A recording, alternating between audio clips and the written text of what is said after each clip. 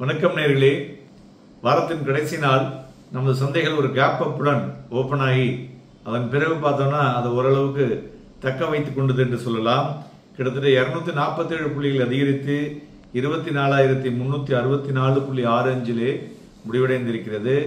ஒரு எகைன் புல் ரன் மார்க்கெட்டை நிறுத்தி பிடிச்சது அப்படின்னு சொல்லலாம். மேலும் அட்வான்சஸ் 1465, டிக்ளைன்ஸ் 823.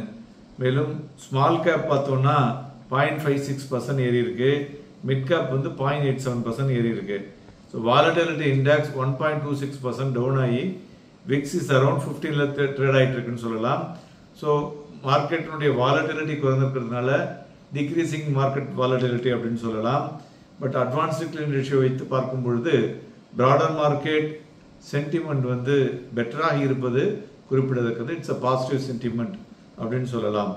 மேலும் இன்றைய தினம் ஏரிய பங்குகள் அப்படின்னு பார்த்தோம்னாக்க Eicher Motor, ONGC, Shriram Finance, Tech Mahindra, Tata Motor, Mahindra and Mahindra, HCL Tech, State Bank of India, JSW Steel, then Reliance Industries இவையெல்லாம் ஏரிய பங்குகள். இறங்கின பங்குகள்னு பார்த்தோம்னாக்க like Bharat Petroleum, HDFC Life, Kotak Mahindra, Sun Pharma, Divi's Lab, Britannia இவையெல்லாம் இறங்கிய பங்குகள். ஸோ இன்றைய தினம் சந்தைகளில் மேலும் சந்தைகளில் சில இம்பார்ட்டண்ட் விஷயம் என்று பார்த்தோமேயானால் யூஎஸ்னுடைய ஃபெட் ஒரு கூலிங் இன் பாஸ்ட்னு சொல்லலாம். அதாவது இப்போ வரக்கூடிய டேட்டாவை வைத்து சீக்கிரமாக ஏர்லி சூன் அவங்க அந்த ரேட் கட்டை அறிவிப்போம் என்ற விதத்திலே நேற்றைய தினம் இன்புட் வந்திருக்கு. ஸோ அதனுடைய விளைவுகள் தான் இன்றைய தினம் மார்க்கெட்லாம் ஒரு ஏறி நிற்பதற்கு முக்கிய காரணம் என்று சொல்லலாம். ஸோ மேலும் தங்கம் பார்த்தோம்னா இன்றைய தினம் 44 ரூபாய் அதிகரித்து 69,748லையும், வெள்ளி 28 ரூபாய் குறைந்து 80,585லையும், குரூடாயில் 3 ரூபாய் அதிகரித்து 6,425லையும் வினயமாகிக் கொண்டிருக்கிறது. மேலும் பிளாக் டீலை பொறுத்தவரை பார்த்தோம்னா இன்றைய தினம் ஹட்சன் அக்ரோ, அஸ்டர்டம், HDFC அசட் மேனேஜ்மெண்ட் இதெல்லாம் பிளாக் டீல் நடந்துள்ளது குறிப்பிடத்தக்கது. மேலும் நிஃப்டியை பொறுத்தவரை பார்த்தோம்னாக்க செக்டரல் சென்டிமெண்ட் இண்டிகேட்டர் என்று சொல்லுவோம். அது பார்த்தோம்னா இந்த வாரத்தில் almost auto, reality, metal, media, PSU இதெல்லாமே ஒரு செல்லிங் ப்ரெஷரை சந்தைகளில் சந்திச்சதுன்னு சொல்லலாம். அதனால ரிலேட்டிவ்லி ஒரு வீக்னஸ் அதில் இருந்து கொண்டிருக்கிறது. மறுபுறம் ஒன்று தான் அந்த பிரேக் அவுட் ஆஃப் ட்ரேடர்ஸ் எதை பார்க்கணும்னா நிஃப்டி ஃபார்மா இதுதான் ரிமைன் ரேஞ்ச் பவுண்ட் ஸ்ட்ராங்காக இருந்துட்டு இருக்கு. ஸோ அதனால relative strength compared to other indices pharma again வரும் வாரத்துக்கும் பெட்டராக இருக்கும் என்று எதிர்பார்க்கலாம்.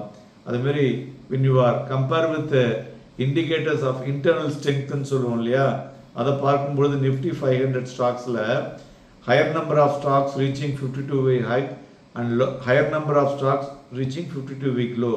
அதை இந்த வாரத்தில் பார்க்கும்போது 18:2 இருக்கிறது.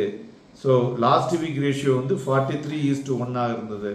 ஸோ இந்த வீக்கினுடைய ஆவரேஜ் பார்த்தோம்னா 18 ஸ்டாக்ஸ் புது உச்சத்தை தொட்டுள்ளது.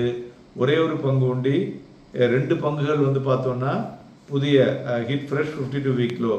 ஸோ அதனால் இதுலேருந்து நமக்கு என்ன தெரியுதுன்னா மார்க்கெட் ஸ்டில்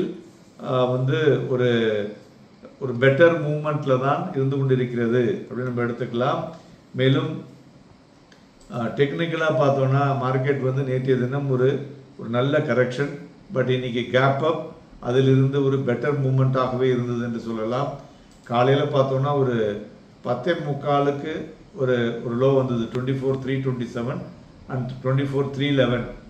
ஸோ 24,311.20 தான் இன்னைக்கு லோ. அதுமாரி ஹை பார்த்தோன்னா காலையிலே வந்துருச்சு 24,419.75. கிட்டத்தட்ட ஒரு 108 பாயிண்ட்டுகள் டிஃபரன்ஸ் ஹை லோக்கும் இன்னைக்கு. அதுமாரி இன்னைக்கு ஓப்பனிங் பார்த்தோம்னா 24,386.85. பட் இன்னைக்கு ஓப்பனிங்கை தாண்டி மார்க்கெட் ஆனால் முடிவடையவில்லை. இதை நம்ம மனதில் கொள்ள வேண்டும். தென் இந்த near term down trend continue ஆகுமா ஆகாதா, மார்க்கெட்டினுடைய மற்ற விஷயங்கள் மார்க்கெட்டில் வேறு என்னெல்லாம் துறைகளை நாம் பார்க்க வேண்டும் வருவாரத்திற்கு, தென் புட்கால் ரேஷியோனுடைய ஸ்ட்ரென்த் எப்படி இருக்குது, இவை எல்லாவற்றையும் நம்மளுடைய சிறப்பு பதிவிலே பேச இருக்கிறோம். எங்களுடன் இணைந்திருங்கள். நன்றி, வணக்கம்.